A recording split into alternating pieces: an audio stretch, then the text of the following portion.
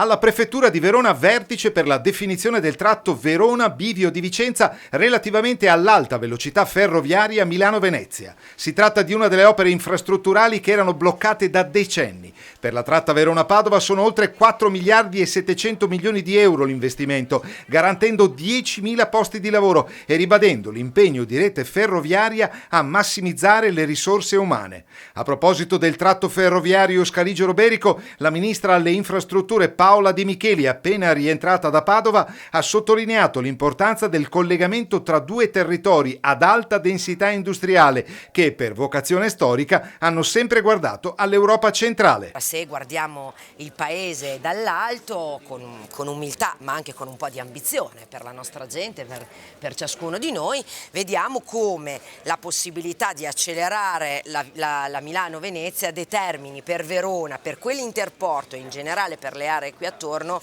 l'occasione di essere di fatto molto più competitiva su una tratta che è la tratta storica delle merci della pianura padana. Io vengo dall'Emilia Romagna, le aziende sulla via Emilia vanno tutte verso il centro Europa, no? Ecco, cosa significa? Significa la grande opportunità di sviluppo, oltre che di conferma di quello che c'è, perché con questi meccanismi intermodali noi consentiamo alle imprese di avere meno costi sui trasporti. Io ho fatto tantissima logistica su gomma quando lavoravo in azienda, no? Su gomma verso la Germania, perché la Germania era il mio secondo cliente all'epoca, no?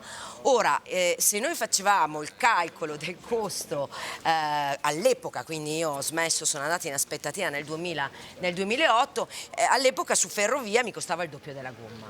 Noi dobbiamo arrivare al punto che tra il 27 e il 28 costi la metà per tonnellata di prodotto trasportato, perché questo rende più competitive le aziende, consente di inquinare meno, ok?